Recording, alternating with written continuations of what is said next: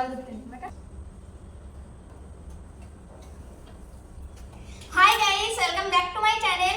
আমি তোমাদেরকে বলেছিলাম যে আমি নতুন শিলনোড়া কিনেছি। আমি এর আগে একটা শিলনোড়ার ভিডিও ছেড়েছি। আমি নতুন শিলনোড়া কিনেছি। আর নতুন শিলনোড়া কেনার পরে অনেক প্রসেস থাকে এটাকে ঠিক করতে। মানে কিনেই সঙ্গে সঙ্গে তো আর মশলা পেস্ট করা যাবে না। মোটামুটি 1-1.5 দিনের কাজ থাকে নতুন শিলনোড়াকে ঠিক করতে, তারপরে মশলা পেস্ট করতে হয়। না হলে কিনেই মশলা পেস্ট করলে মশলাটাতে বালি বালি লাগবে। তো প্রথমে আমি শিলনোড়াটাকে এইভাবে ঘষে নেব। প্রথমে ঘষে নিতে হবে হালকা হালকা জল দিয়ে, ঘষে নিতে হবে। তাতে কি হবে, উপরের যে সিমেন্টগুলো থাকে সেই সিমেন্টগুলো উঠে যাবে কিছুটা।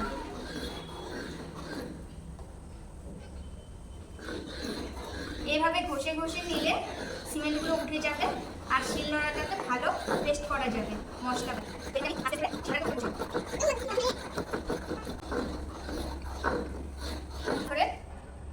শিলনোড়াটা আমি উড়িষ্যা থেকে কিনেছি, উদয়গিরি খণ্ডগিরির পথে বসে আমি কিনেছি। আর এই শিলনোড়াটার ফিনিশিংটা খুব সুন্দর আর শিলনোড়াটাও সত্যি খুব ভালো।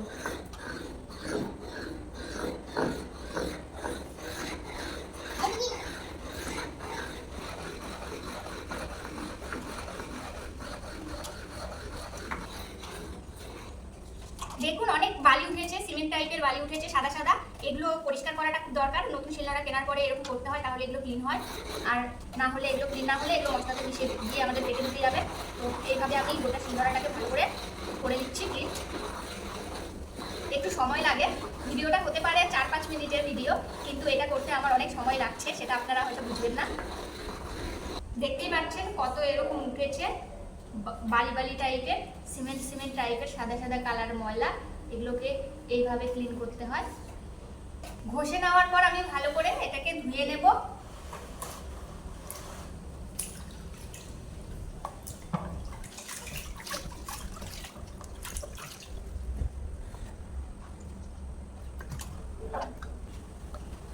গামলাতে খুব ভালো করে শিলনোড়াটা এবার আমি ধুয়ে নেব। আর আমি কিন্তু আগের দিন রাতে, মানে কালকে যেহেতু শিলনোড়াটা কিনেছি, তো আমি পুরো এক বালতি জলে আমি শিলনোড়াটাকে সারা রাত ধরে ভিজিয়ে রেখেছিলাম। ভিজিয়ে রাখাটাও দরকার। তো সারা রাত ভিজিয়ে রাখার পর সকালে এসে আমি এইসব আবার বাকি কাজগুলো করছি। জলের কালারটা দেখলে বুঝতে পারবেন, জলের কালারটা দেখুন পুরো ঘোলা হয়ে গেছে, সিমেন্ট টাইপের ময়লাগুলো উঠেছে শিলনোড়া থেকে। এটার পেছনটার ফিনিশিংটাও খুব সুন্দর, একদম প্লেন, কোনো খড়গড়ে উঁচু নিচু নেই। প্রথম স্টেপ, সারা রাত ধরে 1 বালতি জলে শিলনোড়াটাকে ভিজিয়ে রাখতে হবে। পরদিন সকালে উঠে এই সেকেন্ড স্টেপটা আমি যেটা করলাম এক্ষুনি এটা করতে হবে। তারপর 3 নম্বর স্টেপ, থার্ড স্টেপ হলো যে কোনো আনাজের খোসলা, সবজির খোসলা এখানে শিলনোড়াতে বাটতে হবে। তাহলে প্রথম যে মশলাটা পেস্ট করা হবে তাতে যে ময়লাটা উঠতো, এই সবজিতেই সেই ময়লাটা উঠে চলে যাবে। সবজির আনাজের পাতা বা খোসলা এগুলো বাটতে হবে, অথবা চাল ভিজিয়ে রেখে চাল নরম হলে সেই চালটাও এখানে বাটা যায়। তো আমি চালটা নষ্ট করতে চাইছিলাম না, তাই জন্য আমি সকালে এই বাঁধাকপি করেছি। তো ওগুলোরই খোসলা এখন বাটবো।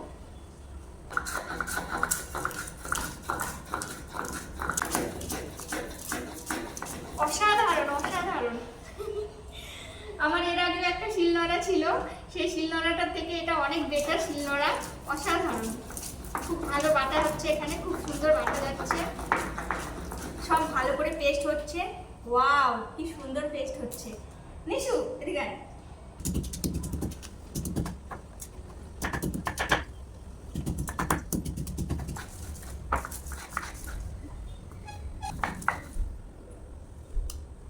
হলো বাঁধাকপির পাতা, কত সুন্দর ভালো করে প্লেন হয়ে পেস্ট হয়েছে।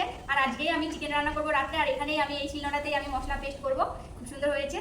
তো এরপর আমি সব পরিষ্কার করে নেব।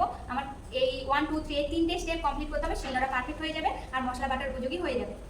এরপর আমি খুব ভালো করে ক্লিন করে নেব গামলার জলে। তারপর আমি আবার ভালো জল দিয়ে আবার ধোবো সেকেন্ডবার।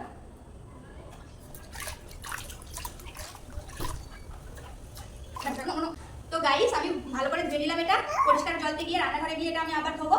আর আজকের ভিডিওটা আমি এখানেই শেষ করলাম, আজকের ব্লগটা। আবার নেক্সট দিন নতুন ব্লগে দেখা হবে। Bye bye, tata tata tata করে দিলাম আমার মেয়ে, টাটা বাই বাই। চলো চলো ওঠো।